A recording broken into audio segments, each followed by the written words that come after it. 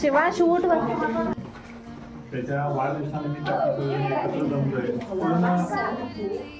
त्याने अनेक संधी साधली याच्यामध्ये. ती संधी म्हणजे कसं योगाचा वर्ग बरं का. म्हणजे आपला डाएट कसा असावा, आपली प्रकृती कशी असावी, आपले विचार कसे असावेत, आपलं राहणीमान कसं असावं ह्याबाबत तुम्हाला सगळ्यांना जागा करण्यासाठी हा कार्यक्रम त्यांनी आयोजित केलेला आहे. आता करता ऐकलं तर चालेल, तुम्ही त्याला सुरुवात करता. काय ऐकते काम ते खाता येत चालतंय, त्याला काय अडचण नाही. तर एक लक्षात घ्या की सगळ्यात महत्वाची गोष्ट प्रकृती जर व्यवस्थित असेल तर सगळ्या गोष्टी व्यवस्थित राहतात.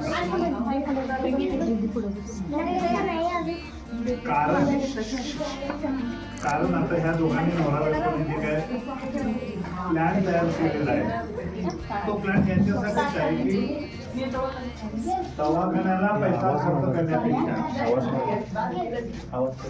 आपण आपली प्रकृती चांगल्या पद्धतीने कसं दाखवू शकतो हे एक तंत्र या योगात दिलेलं, त्या डाएट मध्ये दिलेलं.